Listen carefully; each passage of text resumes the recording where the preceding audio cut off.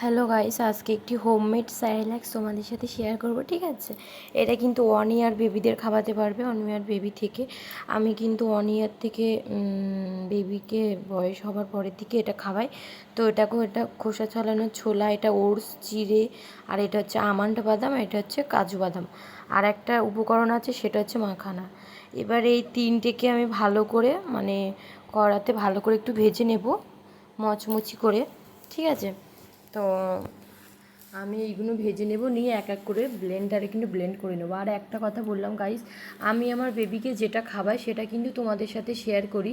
আমি কিন্তু কোনো বিশেষজ্ঞ না, আমি জাস্ট আমার বেবিকে যা যা খাওয়াই তাই তোমাদের সাথে শেয়ার করি। তোমাদের ভালো লাগলে তোমরা ডক্টরের কাছ থেকে পারমিশন নেওয়ার পরে খাওয়াতে পারো।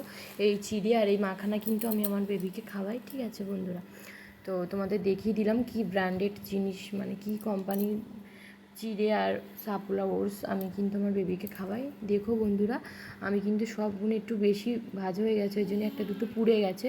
আমি কিন্তু এবার এইগুলোকে একটু মিক্সারে দিয়ে কিন্তু আমি ভালো করে এইগুলো গুঁড়ো করে নেব।